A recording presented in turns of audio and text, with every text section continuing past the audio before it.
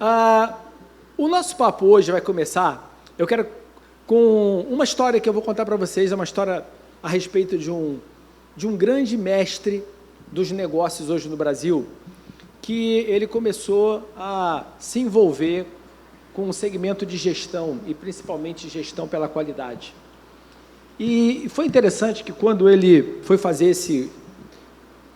ele foi buscando esse desenvolvimento, ele um dia foi convidado para dar uma palestra, para falar sobre a importância dos recursos humanos dentro de uma organização. E quando ele estava ali preparando isso, ele começou a perceber que muitos empresários não tinham entendimento real do que é um negócio, do porquê um negócio é criado e qual o impacto que um negócio tem na sociedade, qual o impacto que um negócio tem na vida das pessoas.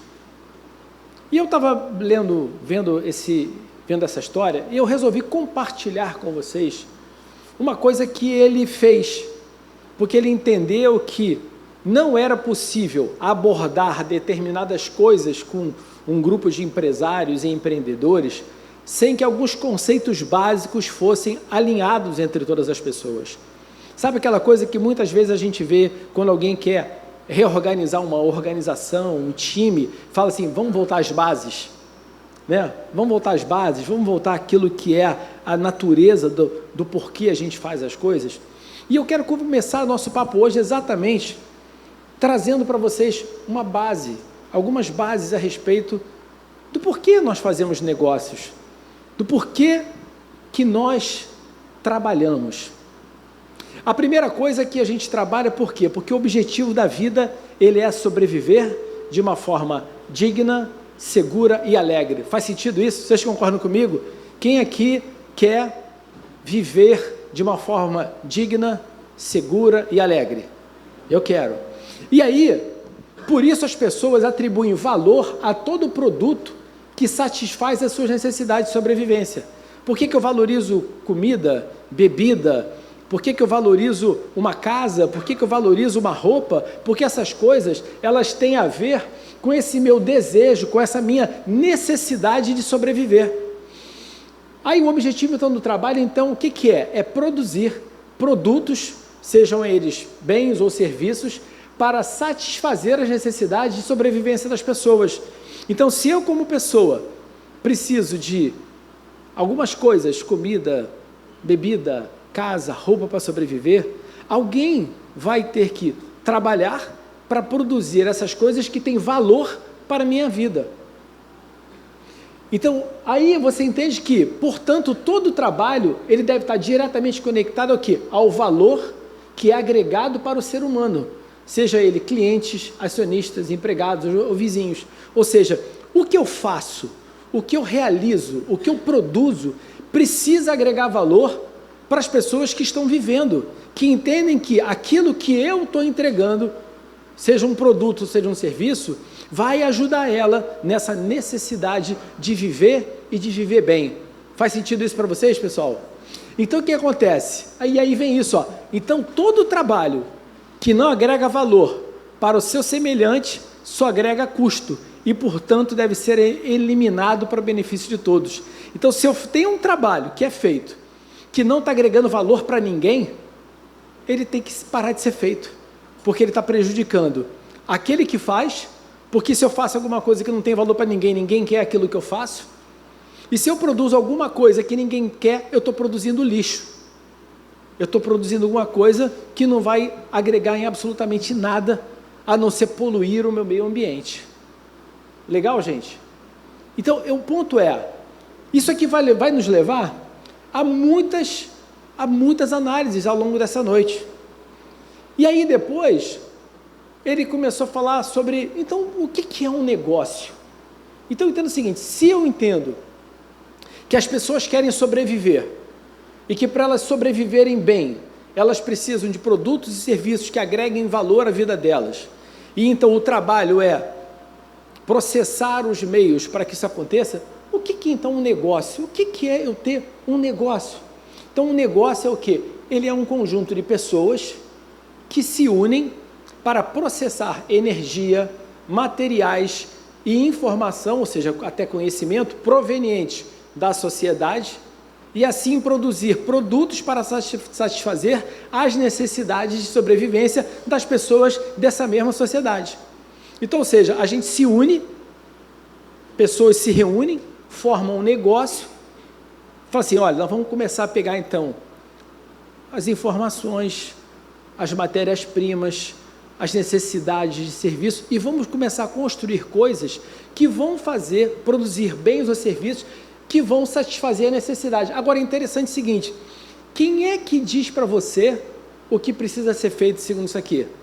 A própria sociedade. Significa que se você tem um negócio, você precisa estar antenado com o que está acontecendo no meio onde você está, para que você tenha consciência de quais são as necessidades e, assim, oportunidades que você tem de gerar coisas, de criar coisas.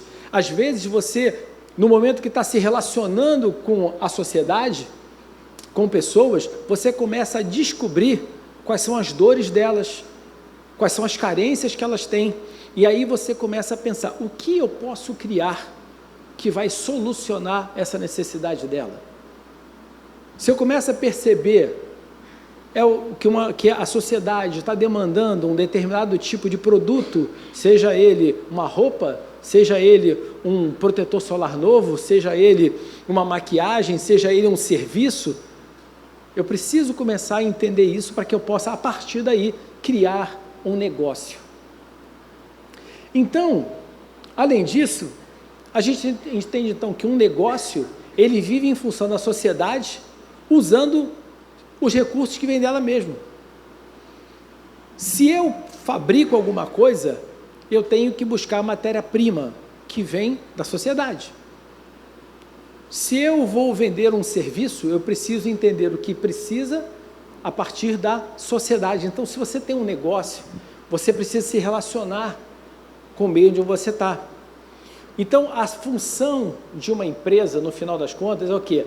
É levar satisfação às pessoas, provendo a sociedade de um produto excelente e a um preço que as pessoas possam pagar. Ou seja, eu preciso produzir um produto ou um serviço que vá atender, mas ele precisa ter um custo, ele precisa ter um valor, que as pessoas reconheçam que vale aquilo, mas que acima de tudo as pessoas possam pagar.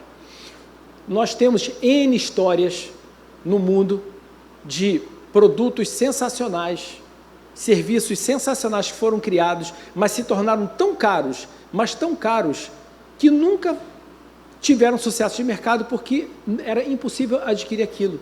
Então não adianta você fazer um produto que custa demais, ele pode ser até muito bom, mas se ninguém tem condição de comprar ele de você. E é por isso que o lucro, ele é o resultado de uma prática competente dessa função. Então, você quer ter lucro no seu negócio, você precisa saber muito bem como processar bens, serviços e informações para que você possa ter um custo adequado e vender o seu produto a um custo adequado. Faz sentido para todo mundo? Talvez isso que eu falei aqui tenha sido básico para todo mundo, mas o objetivo desse início é exatamente que a gente pudesse alinhar conhecimentos e alinhar informações. Então, gente, um negócio, e aí a gente começa a entrar em empreendedorismo, um negócio pode ser a própria empresa, uma diretoria, uma gerência ou mesmo o próprio posto de trabalho de cada pessoa da organização. Ou seja, todos nós podemos ser o presidente daquilo que da nossa posição de trabalho. Quando eu estou sentado num posto de trabalho hoje como empregado de uma empresa e eu faço uso da minha autonomia e da minha responsabilidade, eu posso agir ali e me comportar como presidente dela, de tal maneira que tudo que está sendo feito ali, eu esteja fazendo com o objetivo de fazer o melhor possível, que aquilo seja rentável para a empresa e que seja rentável para mim. Imagina como seria uma empresa se todas as pessoas que estivessem trabalhando na sua posição de trabalho tivessem um comportamento e um entendimento que ele é o presidente daquela função. Olha só, não pensem que o presidente de uma empresa não segue ordens, porque ele segue ordens, seja de um conselho de acionistas, seja de um conselho de diretores, ele segue ordens. Então, se eu sou imagina que eu sou um funcionário, que eu entendo quais são as minhas metas, quais são os meus objetivos, quais são os princípios sobre os quais a minha empresa quer que meu trabalho seja feito, e eu me comporto como dono daquela posição. Vocês já pensaram numa empresa onde todo mundo se comportasse dessa maneira? Ou melhor, se 50% pensasse assim, já seria bom? Não é verdade? Eu diria que se 30% pensasse assim, já seria um paraíso. Ou seja, talvez uma das coisas mais importantes que nós precisamos entender é que o nosso papel como empreendedores começa desde a nossa posição mais simples que a gente tem dentro de uma empresa. E também nós precisamos criar uma cultura de empreendedorismo para cada pessoa que trabalha com a gente também. Criar esse espírito de que você é dono do negócio, tanto quanto eu. É por isso que eu gosto muito de empresas que tratam os seus colaboradores como associados daquele negócio, como pessoas que se associaram a ele, como a gente falou lá na frente, pessoas que se reuniram, que se uniram para pegar bens, ideias, informações e transformar em produtos e serviços. Uma coisa é você pegar para um funcionário e falar assim, cara, eu estou te contratando aqui para você fazer esse trabalho aqui. Outra coisa é quando você consegue trazer sobre ele um entendimento, uma visão de que ele, no momento que está se unindo a você, ele está se associando a você para empreender naquela atividade e com isso ele ser o dono daquele negócio e crescer junto com você. Concordam que é outra mentalidade? É um outro tipo de visão. Se você fizer isso bem, você vai começar a não apenas melhorar o desempenho do seu negócio, ou se você é o empregado que está naquela posição, você vai começar a ter uma performance diferenciada, você vai crescer, você vai aprender e você vai estar se preparando para ser alguém vitorioso e vencedor. Legal, gente? Então, minha pergunta para você hoje aqui, qual é o seu negócio? Você já parou para pensar? Qual é o seu negócio? Muitas pessoas pensam que o seu negócio é o que você faz. O meu negócio é vender carro. O meu negócio é maquiagem. O meu negócio é moda. O meu negócio é odontologia. O meu negócio é construção civil. Essa pode ser uma visão simplificada do seu negócio. Agora vamos pensar o seguinte, e se a pessoa que mexe com moda, que mexe com maquiagem, ela entendesse que o negócio dela é fazer as pessoas serem lindas e se sentirem seguras em qualquer situação? Imagina falar assim para você, o que você faz? Eu trabalho com moda. Tá, e se eu falar para você, o meu trabalho é fazer as pessoas se sentirem lindas, seguras, para poder estar em qualquer lugar e serem quem elas são e desfrutar do melhor da vida delas. Concorda que essa é uma outra abordagem da mesma coisa? Se eu falo que uma pessoa é dentista, você eu sou dentista, eu conserto buraco de dente. Ou eu arranco o dente, antigamente era o tira-dente, né? Fala assim, não, o que eu faço as pessoas terem uma saúde plena, terem um sorriso lindo e se sentirem seguras para sorrir para o mundo, para ser uma pessoa alegre, sem ter nada que possa impedir ela de mostrar toda a exuberância dela. Eu estou falando isso aqui agora, mas isso é uma visão expandida do seu negócio. Essa é uma maneira diferente de você enxergar aquilo que você faz. Completamente diferente. Concordam? Então, tem uma vez eu vi uma história muito interessante de um cara que ele achava que ele tratava o negócio dele como sendo um problema que ele tinha. Um dia o cara falou para ele, chegou para ele e perguntou, vem cá, o seu negócio é esse problema? Ou seja, seu negócio é ter caminhão? Ele achava que o negócio dele era ter muitos caminhões, meu negócio é caminhão. Até que um dia o cara mostrou para ele, não, seu negócio não é ter caminhão, seu negócio é entregar mercadorias, que você pode fazer isso com muitos ou com poucos caminhões, dependendo da sua eficiência, ou através de outros meios que você pode começar a desenvolver, que não seja necessariamente um caminhão. E o cara entendeu a verdade, ele só pensava em ganhar dinheiro para comprar caminhão, e ele não estava em nenhum momento pensando em uma forma de fazer o papel dele, que era entregar mercadorias, de uma forma alternativa, que não fosse comprando e investindo em caminhões. Faz sentido isso, gente? Então, eu quero hoje desafiar vocês aqui a fazerem essa pergunta para vocês mesmos e responderem para vocês mesmos qual é o seu negócio dentro de uma visão expandida dele. Segundo ponto, por que o seu negócio foi criado? Você criou o seu negócio para quê? Você criou o seu negócio para ganhar dinheiro?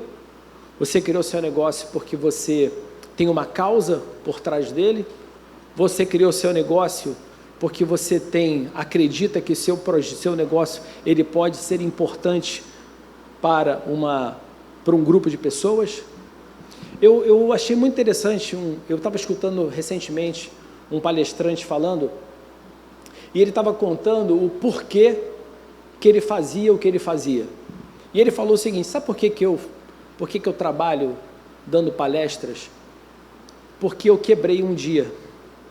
E eu vi o quanto que a minha família sofreu com os reflexos de eu ter quebrado com a minha empresa. Então eu resolvi estudar, aprender novos conceitos de negócio, para que as pessoas que se relacionam comigo nunca tenham que passar pelo que eu passei. Para que as pessoas que estão se relacionando comigo não tenham que ver a sua família passando pelo que eu vi a minha família passar na hora que eu quebrei. E eu falei, caramba, é por isso que esse cara está fazendo a diferença. Porque ele não está dando palestra para ganhar dinheiro. Ele está fazendo aquilo ali porque ele tem um propósito por trás daquilo. Muitas organizações que têm tudo para dar certo perdem seu resultado porque elas ficam cegas em relação a ganhar dinheiro.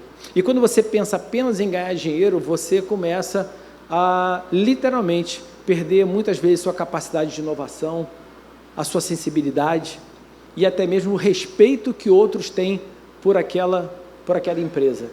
Teve uma empresa nos Estados Unidos que ela pegou fogo. Essa empresa pegou fogo. Foi tudo destruído. E os donos tomaram uma decisão que eles não iam demitir nenhum funcionário enquanto a empresa estivesse sendo reconstruída. Ao contrário, o que eles fizeram? Eles continuaram pagando os funcionários e investiram para que durante aquele período de reconstrução da empresa, eles estivessem se aperfeiçoando em várias áreas da sua atividade como profissionais e como pessoas também. O fato deles não terem demitido os funcionários salvou a economia da cidade, daquela pequena cidade. Se eles tivessem mandado aquelas pessoas embora, a cidade teria sido devastada economicamente. Quando a empresa se reergueu, o nível de consideração, de amor, de carinho, de confiança que toda aquela sociedade passou a ter por aquela empresa, tomou uma proporção que qualquer ação social, que qualquer propaganda, que qualquer coisa que eles fizessem, nunca ia gerar o resultado que teve o fato deles terem entendido que para eles aquelas pessoas eram muito mais importantes do que simplesmente economizar um dinheiro mandando as pessoas embora enquanto a empresa estava sendo reconstruída. Isso é você entender que o seu negócio, ele precisa ter um porquê de ser criado. Existem empresas que foram criadas porque tem empreendedores que entendem que eu crio o meu negócio para que eu possa investir no reino. Outros entendem porque eu quero investir, eu quero fazer com que o lugar onde eu fui criado, que só tinha gente pobre, eu possa ajudar as pessoas a crescerem. Você pode fazer isso porque você quer dar uma vida melhor para a sua família. Assim, eu quero trabalhar, quero crescer bem porque eu quero dar uma vida melhor para a minha família e quero ser um cara que vai estar abençoando a vida das pessoas que trabalham comigo. Agora, você precisa ter um porquê real. Então, de novo, da mesma maneira que eu quero convidar você a entender aquele item a respeito do que é o seu negócio, que você agora faça a seguinte análise: por que do meu negócio? Eu estou fazendo o que eu faço pensando apenas em mim mesmo, ou estou fazendo o que eu faço também olhando numa perspectiva mais expandida de impacto na sociedade? E a outra coisa, qual é o valor que o seu negócio agrega para as pessoas? Clientes, acionistas, empregados. Porque se você tem um negócio que produz coisas que não agregam valor para ninguém, ele vai cair naquele item lá no nosso primeiro slide. Ele tem que ser descartado. Aquilo que você faz dentro da sua empresa precisa ter valor não só para o seu cliente, para você, tem que ter valor para quem trabalha contigo. Você quer ser bem-sucedido? Você precisa ter um time que entenda que o que ele está fazendo tem valor para ele também. Ter valor, eu sei que o que eu estou fazendo tem importância, eu sei que aquilo que eu estou realizando é bom para mim, é bom para minha família, é bom para a sociedade, é bom para as pessoas que são impactadas por isso. Isso quando a gente fala em liderança de equipes, que tanto me pediram para falar esse ano, vamos falar sobre liderança, formação de equipe, começa por aqui. O seu negócio tem que ter valor para todo mundo que está em volta, como se fala no mercado, para os stakeholders, para todos aqueles que estão envolvidos naquilo que você está realizando. Outra pergunta que eu quero fazer é, a sua empresa está provendo a sociedade de um produto excelente, a um preço que as pessoas possam pagar? Porque se você está aqui pensando assim, olha, eu tenho uma empresa, mas a minha empresa não está dando certo, eu não estou conseguindo vender, eu não estou conseguindo vender meu serviço, não estou conseguindo vender meu produto, a minha pergunta é, você tem certeza que aquilo que você está entregando tem valor? É o melhor? Ele é o melhor do mercado? E olha só, ser o melhor não significa que é o mais caro. Qualquer tipo de produto, você pode ter linhas de produto. Um produto A, que atende a um segmento que tem uma faixa de preço, um produto B, que tem outra faixa de preço, e um produto C. Isso é normal. Agora, dentro do mercado que você se propôs a atender, você está fazendo alguma coisa que realmente faz essa diferença? Olha só, se você tomou a decisão que você quer ter um restaurante classe A, você precisa ter um atendimento classe A, um ambiente classe A e um produto classe A, para que você possa cobrar com um classe A. Agora, se você quer se posicionar como classe A, mas dar um serviço C, um produto B com preço A, tu vai quebrar. Tô certo? Você vai quebrar. E é exatamente isso aqui, eu tenho que entender, cara, eu preciso entregar algo excelente a um preço que as pessoas possam pagar. Agora, não adianta também eu me posicionar com um produto maravilhoso, caro pra caramba, mas que o mercado onde eu estou localizado não tem condições de comprar aquilo ali. É por isso que você vê produtos de linhas diferentes. Então você tem que tentar o seguinte, espera aí, será que o problema do meu negócio está na qualidade do que eu entrego? Ou será que o meu produto é inadequado para o segmento que eu estou tentando vender? Faz sentido isso? Será que para eu poder sobreviver dentro desse mercado, eu preciso subir o nível do meu produto? Ou eu tenho que repensar a estrutura de custos e de preços do meu produto em função da capacidade de compra do mercado que eu estou atendendo? Isso é uma coisa que a gente às vezes tem que pensar, porque nós somos muitas vezes tomados a uma ilusão. A achar o seguinte, eu posso vender meu produto pelo preço que eu quiser. E você tem que entender o seguinte, eu tenho que vender um produto pelo preço que o meu consumidor está disposto a pagar.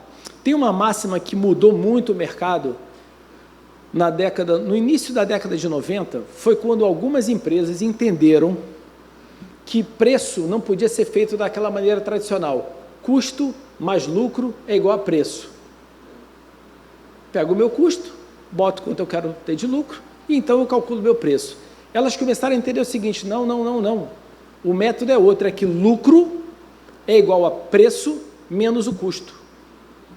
Por que isso? Porque, olha, o preço, quem determina é o mercado.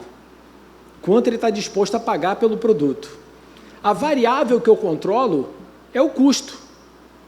Então, o meu lucro é uma consequência de eu conseguir competir no mercado ao preço que o mercado está disposto a pagar, com custos adequados que me permitem, então, ter lucro no meu negócio. Legal? Então, quem ficou com aquela mentalidade de custo mais lucro igual a preço, ficou fora do mercado. E eu vou falar uma coisa para vocês, gente. Muita gente continua fazendo isso hoje. Muita gente continua fazendo hoje. Eu estava recentemente conversando sobre um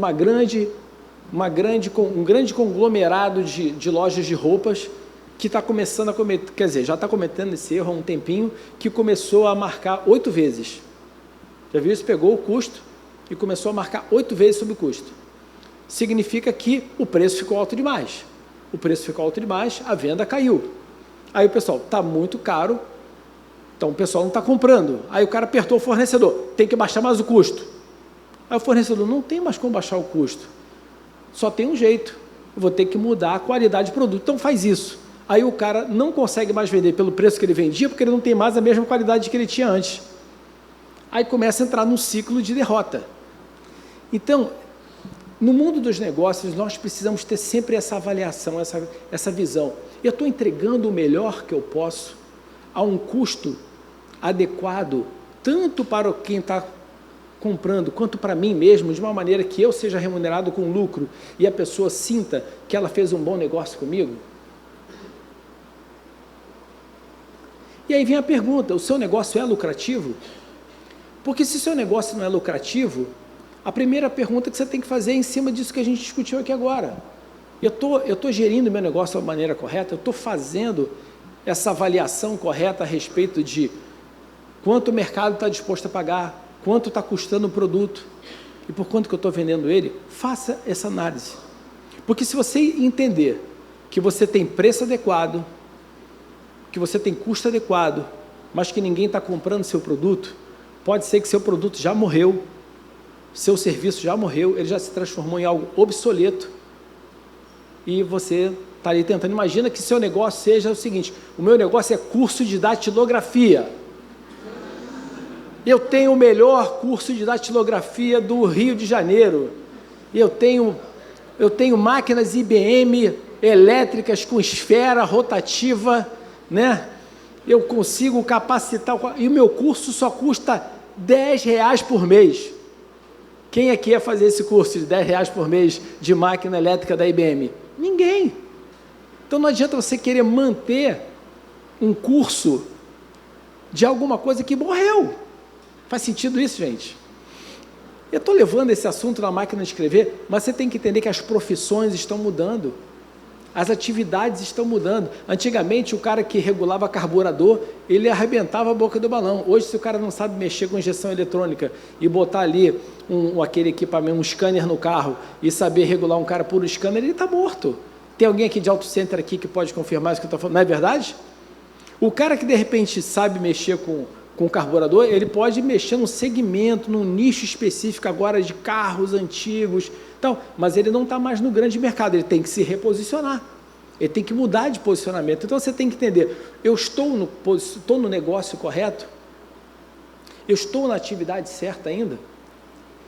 E aí, gente, eu quero falar para vocês sobre esse ponto aqui que tem a ver com negócios, seja ele um trabalho, ou seja ele a minha empresa. Todos nós queremos reconhecimento. Toda empresa quer ser reconhecida pelo seu trabalho, pelo seu sucesso, pelos seus produtos, pelos seus serviços. Você, como empregado, como funcionário, quer ser reconhecido como um bom funcionário, você quer ser reconhecido como um bom empresário, você quer ser reconhecido como alguém que tem sucesso. Só que eu marquei ali o reconhecido, que é o seguinte, se você quiser ser reconhecido, você tem que fazer bem feito mais do que uma vez, porque senão você só vai ter sido conhecido porque fez um dia aquilo ali. O cara que fez um dia alguma coisa que foi um sucesso, foi bacana, ele vai ser conhecido por alguém que fez. Mas agora o cara que é reconhecido é aquele que constantemente está fazendo aquilo que faz de uma maneira sensacional, de uma maneira que ele é bem visto ou bem vista e que essa pessoa ela é avaliada e reconhecida como alguém que faz a diferença, que faz melhor, que faz diferente. Então, se você está querendo que a sua empresa, que o seu negócio ou que você seja reconhecido pelo seu trabalho, você não pode achar que uma única atitude isolada que você fez um dia vai te manter nessa posição. Você não pode achar porque você um dia sim, um dia não, você vai ser reconhecido quando você constantemente mantém um fluxo de crescimento, de desenvolvimento, de inovação, de comprometimento naquilo que você faz.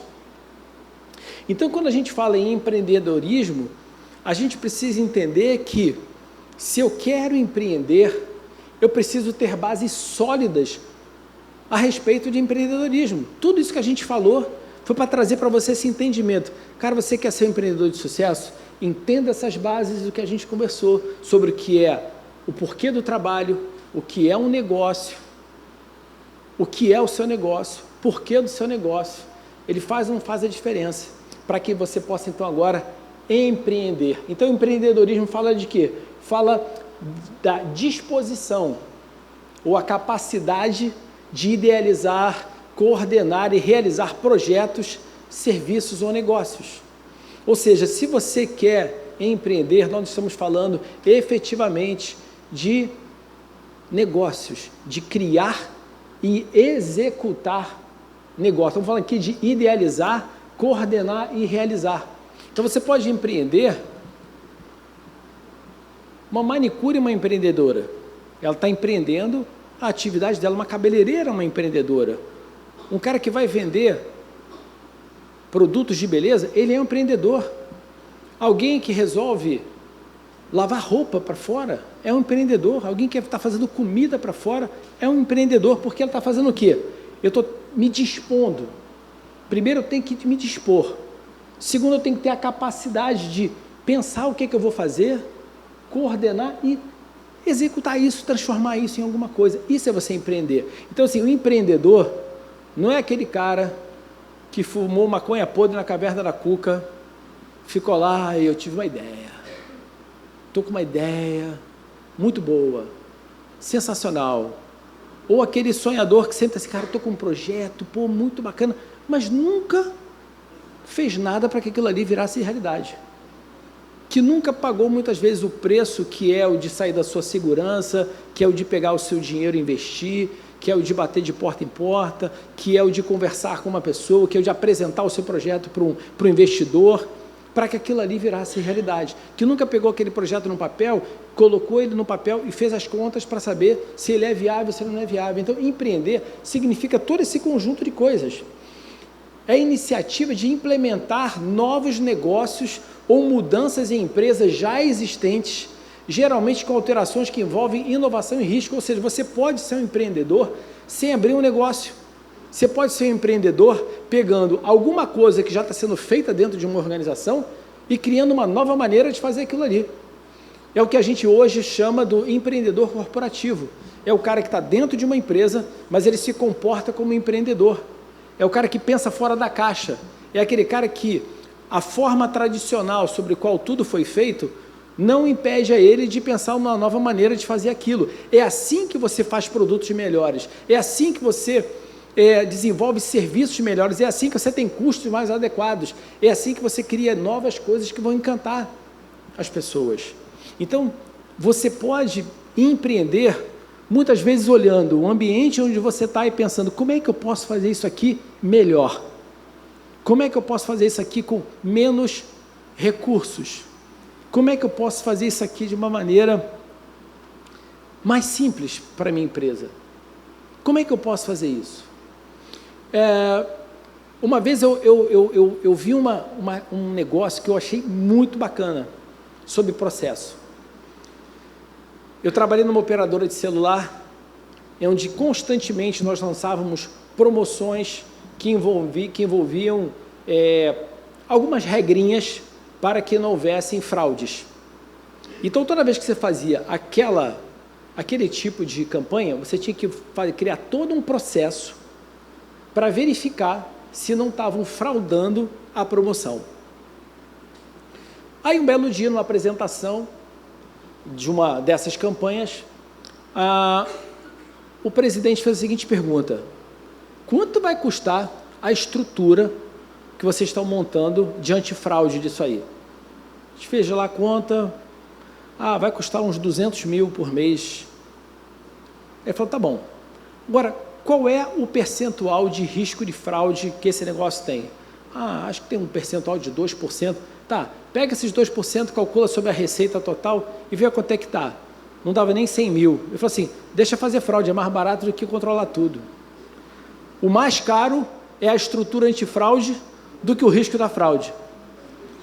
É verdade. E aí o pessoal descobriu que isso era um fato. Aquela avaliação significou toda uma revisão na forma de atuar e descobriu-se que estava se jogando uma montanha de dinheiro fora em cima de trabalhos e controles que eram muito mais caros do que a probabilidade de ter o problema. Então você pensa assim, cara, isso é ser empreendedor? É você correr riscos. É você correr riscos, porque empreendedorismo tem a ver com correr riscos. Você vai ver que empreender significa sair da zona de conforto, significa muitas vezes estar disposto a fazer a coisa de uma maneira diferente. Então, gente, o empreendedorismo, ele tem a ver com inovação associado à execução. Então, se você é ou já quer ser um empreendedor, entenda que não basta ter uma boa ideia, não basta ter uma visão legal, se isso não vier acompanhado de uma coisa muito importante chamada execução. O sucesso está na execução. Você pode ter a melhor ideia do mundo, mas se ela não for executada da maneira correta, você vai estar jogando fora um projeto sensacional. Você vai pegar todo o recurso que você tinha e vai executar mal. Isso é que nem uma receita. Imagina o seguinte, se você tem uma receita maravilhosa, uma receita que envolve camarão, que envolve lá um monte de ingredientes sensacionais. Se você pegar um camarão e você, em vez de saltear ele ali na manteiga só ali por 2 minutinhos, você botar ele para dentro da panela cheio d'água e depois fritar por 10 minutos, você fez chiclete com produtos marinhos, não é verdade? Não adiantou nada. Você teve uma boa receita, uma boa ideia, mas executou mal, executou errado. Então a gente precisa entender, cara, eu tenho que ter o seguinte, eu quero ser um empreendedor, eu sou um empresário. Pergunta é, tá bom, eu tenho boas ideias, eu tenho uma sacada legal, mas eu estou executando da maneira correta? A outra pergunta é, o que eu estou executando hoje, por mais bem executado que seja, tem valor ainda de mercado? É alguma coisa que se diferencia? É alguma coisa que faz a diferença? Por isso que inovação fala de quê? Fala da ação de inovar, que é eu fazer uma coisa nova mediante uma ação. Ou seja, é uma ação ou um efeito. Não existe inovação apenas no pensamento, não existe inovação apenas na vontade. Se você quer ser reconhecido como alguém que é inovador, você precisa agir em cima dessa ideia que você tem. Então a inovação, ela significa então o quê? Criar algo novo. Essa palavra vem do latim, né, innovatio, que se refere a uma ideia, um método, um objeto que é criado e que pouco se parece com padrões anteriores. Olha que interessante. Muitas vezes você acha que você está inovando porque você está copiando literalmente um produto que alguém já está fazendo. E quando muitas vezes a verdadeira inovação é quando você faz algo que vai muitas vezes substituir aquele produto ou serviço, mas feito de uma maneira completamente diferente, de uma maneira inovadora, seja ela na sua aparência, ou seja ela na sua forma de realizar, de executar, que significa custo. Por exemplo, durante muito tempo, as pessoas construíram casas como? Cortando árvores, fazendo casas de madeira. Depois começaram a fazer casas de concreto, com tijolo. Hoje fazem casas com estruturas metálicas. Não é verdade? É uma maneira diferente de fazer a mesma coisa, porém impactando em custo, em tempo de execução, impactando, por exemplo, na durabilidade, na qualidade. Então, você precisa pensar o seguinte, tá bom, eu sou um inovador, mas o que eu estou fazendo é alguma coisa que se diferencia, que pouco se parece com a maneira que é feito, porque senão você simplesmente é um replicador ou simplesmente alguém que está copiando o produto de alguém.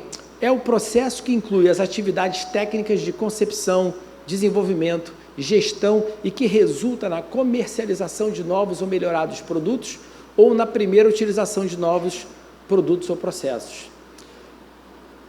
Também definida como fazer mais com menos recursos. por permitir gamas de eficiência em processos, quer produtivos, quer administrativos ou financeiros, quer na prestação de serviços, potencializar e ser o motor de competitividade. O que vai muitas vezes trazer competitividade para você é porque você fez mais com menos, seja o produto ou o serviço que você está prestando. Então, o outro desafio que eu quero dar para você nessa noite é avaliar o que você faz e pensar o seguinte: eu posso fazer o que eu faço com menos e fazer melhor? Eu posso fazer isso? Vou contar uma história real aqui para vocês, porque eu vivi essa história de uma maneira muito interessante. Eu trabalhei durante muito tempo no mercado de bebidas e participei de um projeto onde a gente literalmente refez todo o modelo de distribuição da empresa. Um belo dia, uma das coisas que a gente fez foi que os caminhões, que antigamente eram caminhões com carroceria de madeira, que você botava as caixas em cima e ia entregar, passaram a ser caminhões baú, que a gente colocava o pallet inteiro dentro do caminhão e fechava a porta do caminhão. Aí você fala assim para mim: quanto custa uma carroceria de madeira? Tá, custava lá 10 mil reais uma carroceria de madeira. Quanto custava uma carroceria baú? Vou te falar, 80 mil reais. Era assim, uma 10, outra custava 80. Só que tinha o seguinte: o caminhão que entregava na carroceria de madeira tinha que ter um motorista e tinha que ter de 2 a 3 ajudantes para descarregar a carga. E o motorista ficava lá tomando conta do caminhão para ninguém roubar nada do caminhão enquanto ele entregava. Não é isso aí? O caminhão que era baú, ele tinha um motorista e um ajudante. No máximo 2 ajudantes. Por quê? Porque como o caminhão era baú, você abria o caminhão, tirava, botava no carrinho, fechava, trancava com a chave. Então o motorista também era entregador. Ninguém precisava ficar tomando conta do caminhão porque a carga estava trancada. Então você pega o salário de um cara, de 2 caras, multiplica isso por 12, você vê quanto que já se economizava nisso. Segundo ponto, um caminhão que era carregado com a carroceria de madeira levava 35 minutos em média para ser carregado, enquanto um caminhão baú levava 8 minutos para ser carregado. O tempo de eficiência era muito grande. Aí um belo dia, um revendedor foi me visitar e quis conhecer a operação e foi ver lá os caminhões. E ele era um português, chegou para mim assim: senhor Jorge, eu queria lhe fazer uma pergunta. Estou vendo aqui que o senhor cortou o chassi do caminhão. O senhor cortou o chassi do caminhão porque para fazer isso na época tinha que pegar o chassi do caminhão e fazer um L. Eu falei assim: cortei sim. Ele: o senhor é maluco? Eu falei: por quê? O senhor acabou com o valor de revenda deste caminhão. Eu falei: vai uma pergunta, você é revendedor de bebida ou de caminhão usado? Perguntei para ele: você é revendedor de bebida ou de caminhão usado? Eu não estou preocupado com o valor de revenda do caminhão quando ele virar sucata para mim. O que eu preciso é que ele seja adaptado para prestar o serviço de uma maneira melhor, mais eficiente, mais barata, e quando eu vender ele, eu vou vender isso aqui como sucata. Eu não vou vender caminhão usado. Isso que eu estou contando tem a ver com mentalidade. O que aconteceu? A empresa concorrente não conseguia entender o que a gente estava fazendo. Chegou um ponto que entregar uma caixa de produto, ou melhor, entregar 100 litros de produto para essa empresa concorrente custava $43. Ou seja, pegar 100 litros de produto, entregar, custava para ele na época do dólar, não desse câmbio atual, $43. Sabe quanto custava para a gente entregar os mesmos 100 litros de produto? $13. Qual foi a consequência disso? Essa empresa concorrente acabou sendo incorporada pela empresa que eu trabalhava. Porque ela nunca ia conseguir competir no custo do produto dela para o consumidor final, porque em vários itenzinhos ela não estava disposta a rever a sua maneira de pensar, a sua maneira de fazer as coisas. Então eu quero que você pense o seguinte: nada no seu negócio é definitivo ou absoluto na forma de fazer. Você tem a obrigação e o direito de estar constantemente revendo o seguinte: como eu posso fazer isso melhor? Como eu posso prestar o meu serviço melhor? Como eu posso fazer o meu produto de uma maneira melhor, de tal forma que ele seja mais valioso para mim, mais econômico para mim e mais competitivo para o mercado onde eu estou inserido. Ou seja, inovar é uma coisa que você tem que fazer continuamente. Eu não posso inovar num momento e não inovar mais. E por que eu tenho que inovar continuamente? Para quê? Para que eu me diferencie com o meu produto, para que meus concorrentes não consigam me pegar, me alcançar, porque o meu produto ele é diferenciado, ele não é simples de ser copiado, para ser mais eficaz e eficiente naquilo que eu faço, para ter melhores custos, para aumentar a capacidade de acesso e assim a demanda, para ganhar mais, aumentando a minha margem, para sobreviver no mercado, para construir um mercado, para liderar um mercado. A inovação é que permite a você crescer dentro de mercado. As pessoas, olha só, você pode inovar qualquer coisa que você faz. Eu vou falar um pouquinho de mercado de serviços. Então, por exemplo, você pode ir num salão, você pode sentar lá, a pessoa perguntar o que você quer fazer e prestar o serviço a você. Mas se ela te oferece um café, uma água, na hora que está lavando seu cabelo, fazer uma massagem na sua cabeça, enquanto você está ali, ela vai te mimando, o que ela está fazendo? Ela está diferenciando o serviço dela, que muitas vezes o cara do lado cobra a mesma coisa, mas não dá aquele cuidado, não dá aquele trato que está sendo dado para você. É quando você compra um produto que muitas vezes ele está associado a um programa de relacionamento, um programa de vantagens, que faz você se fidelizar, não por causa de preço, mas por causa de outros fatores. Olha, eu conheço muita gente que só compra no cartão de crédito para ganhar milha. Não é verdade? Eu vou contar, eu só abasteço num tipo de posto de gasolina porque tem um aplicativo que 100% do que eu coloco de gasolina se transforma em milhas da companhia aérea que eu mais uso. Então, o que diferenciou para mim? Não é que a gasolina dele é melhor ou que a gasolina dele é pior. Para mim, a gasolina dele é igualzinha do concorrente. A diferença é que o programa de milhagens da outra empresa, se eu quiser usar milha, eu tenho que pagar para usar. Enquanto essa, eu automaticamente transfiro do meu aplicativo para dentro do meu programa de milhagens. Estamos falando da mesma coisa. Só que um concebeu um negócio, então é o seguinte, eu quero um programa de milha para eu ganhar dinheiro também. Eu quero aproveitar que eu tenho um monte de cliente, vou botar um programa de milha para ele, vou produzir milha e vou ganhar dinheiro vendendo milha. O outro pensou o seguinte, não, cara, meu negócio é combustível, meu negócio é abastecimento. Então o que eu vou fazer? Vou criar um programa simples pra caramba, onde o cara simplesmente vai lá, paga o combustível com o meu aplicativo e automaticamente ele pega ali aquelas conchinhas dele lá e transfere para o programa de milhagens que ele quiser. É a mesma coisa, mas com pensamentos diferentes e com formas diferentes. Eu me fidelizei a essa empresa por causa disso. Então pense o seguinte, como é que você pode fazer hoje para inovar o que você faz, de tal maneira que as pessoas, que o seu cliente, ele se apaixone pelo que você está realizando. E eu quero falar para vocês hoje desse cara aqui, para a gente estar quase terminando. Quem sabe quem é o cara da foto ali? Alguém conhece o cara da foto? Quem é? Henry Ford. Esse cara é o Henry Ford. Quem acha que o Henry Ford é um gênio? Quem acha que o Henry Ford foi um gênio? E quem sabia que ele era um imbecil? Hã? Alguém aqui sabia disso, não? Que da mesma forma que ele era um gênio, ele era um imbecil? Vocês não sabiam disso, não? Vou contar a história para vocês. Todos os grandes executivos das empresas concorrentes da Ford, que fizeram essas empresas ultrapassarem a Ford no mercado, saíram de dentro da Ford porque tentaram inovar e foram bloqueados, ou por ele ou pelo neto dele. Simplesmente por quê? Porque uma vez ele inovou na hora que ele construiu, pensou no modelo T e criou lá um modelo, um estilo, uma técnica de fabricação, a chamada linha de produção.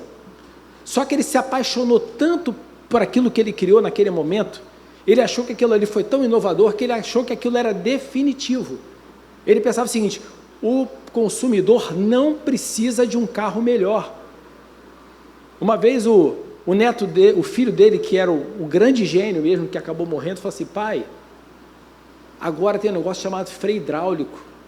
Quando você freia, o carro para. não é mais esse freio a cabo, quando você freia o carro, ninguém quer saber disso, cara, ninguém quer saber de inovação, o que o cara quer é um carro barato, o cara quer carro barato, então esquece isso.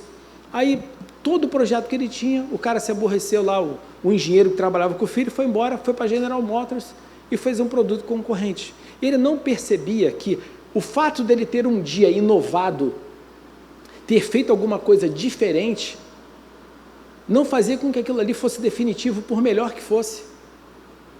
Eu um dia, conversando com um diretor de uma operadora de celular, ele tinha criado uma ideia. Eu não trabalhava para essa empresa, eu conhecia ele, e o produto dele, que ele criou, foi muito legal. Só que o produto dele foi ultrapassado por outras soluções do mercado. Outras empresas, a tecnologia mudou. Se antigamente recebia o sinal do telefone na sua casa, levava a sua internet. Hoje você vai pelo sinal da sua TV a cabo ou por fibra ótica. E um dia eu falei para ele assim, você sabe qual é o maior problema da sua empresa? Qual é? É que você é apaixonado pela ideia que você teve lá atrás e não consegue admitir que ela precisa ser descontinuada e ser substituída por outra. E foi o que aconteceu. Eles sofreram e sofrem até hoje por insistir em um produto que foi muito bom naquele momento, mas que depois ele foi substituído. Então, o Ford ele fez isso. Ele não conseguia entender que a inovação que ele teve num determinado momento, se ela não fosse continuada, a empresa ia quebrar. Até que chegou um momento que não teve jeito, porque ele foi ameaçado pela mulher dele, falou o seguinte, se você não fizer o que o nosso filho quer, eu vou deixar você. Olha que loucura.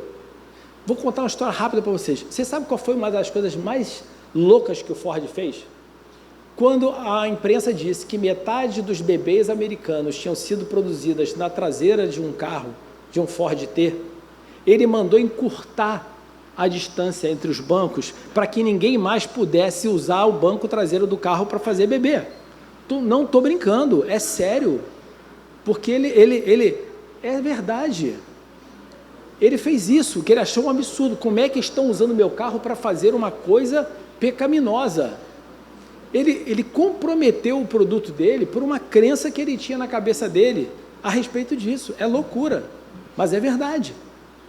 Aí o que aconteceu? Quando ele definitivamente resolveu permitir uma inovação, ameaçado de ser deixado pela sua mulher, eles recuperaram a liderança de mercado. Só que aí veio a crise da Bolsa de Nova York, todo mundo quebrou, e ele não conseguia admitir que era por isso. Não, foi esse carro novo que fez isso.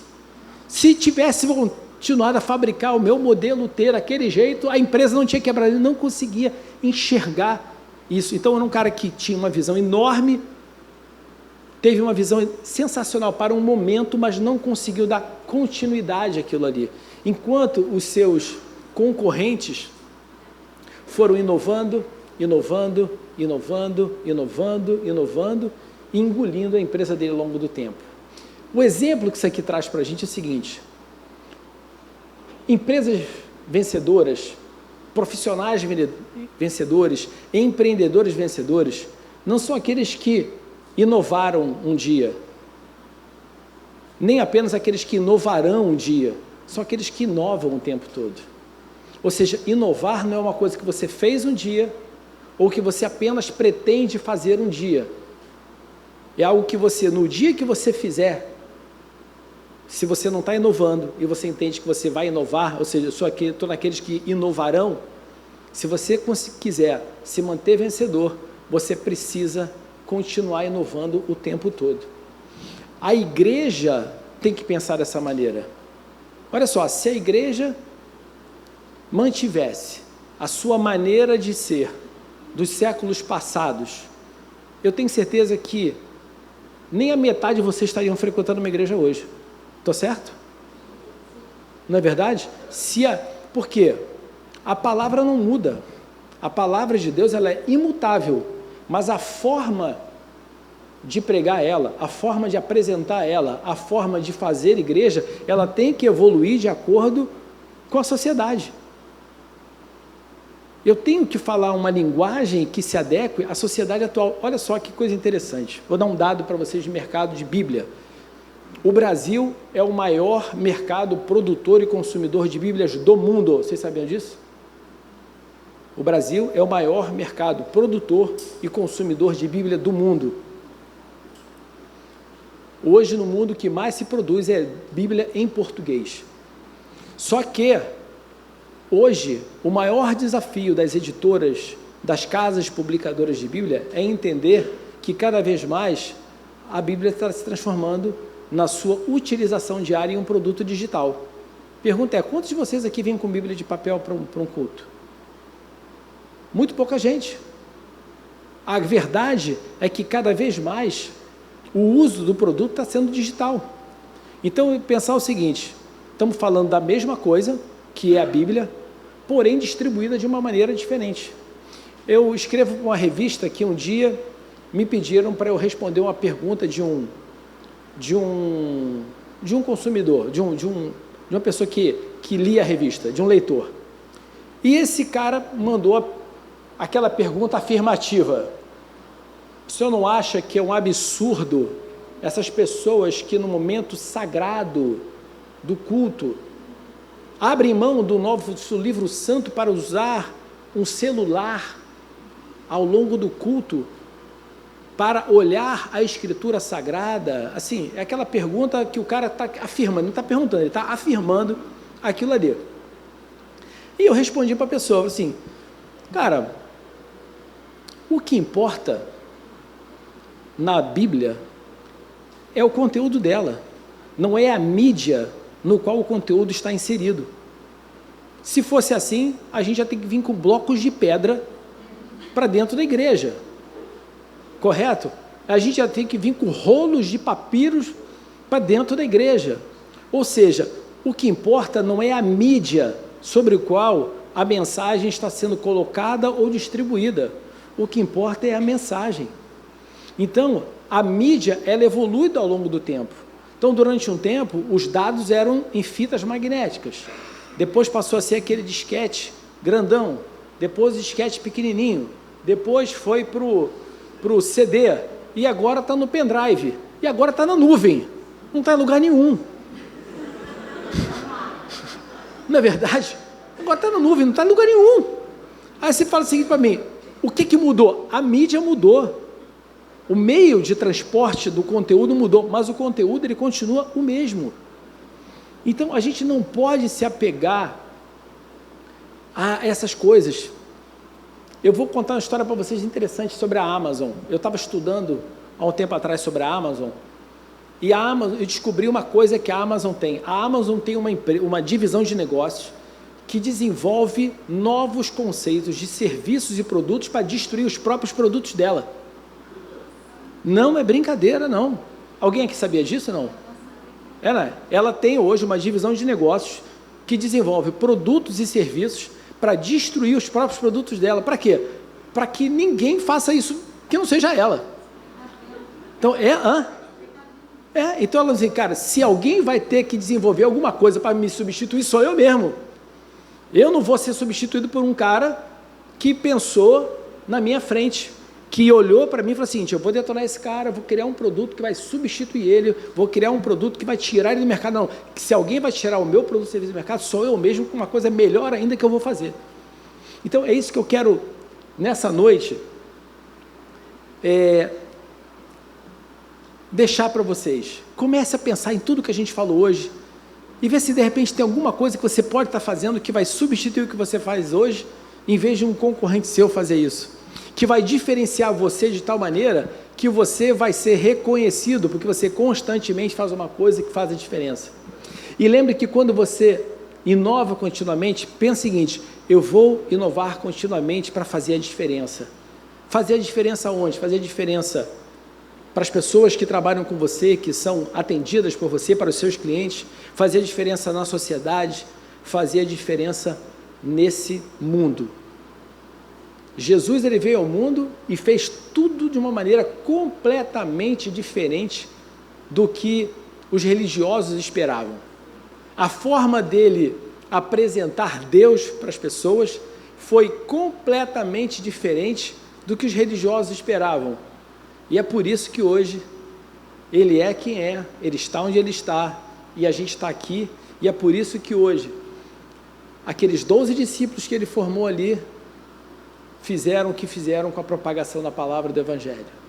Olha só, para pensar, Jesus era um cara que fazia tudo como ninguém esperava, conversava com quem esperavam que ele não conversasse, tomava um vinho, almoçava, jantava na casa do cara com quem achava que ele não devia fazer, falava com quem ele achava que não tinha que falar, e foi assim que ele revolucionou a vida de todos nós e de tantas pessoas.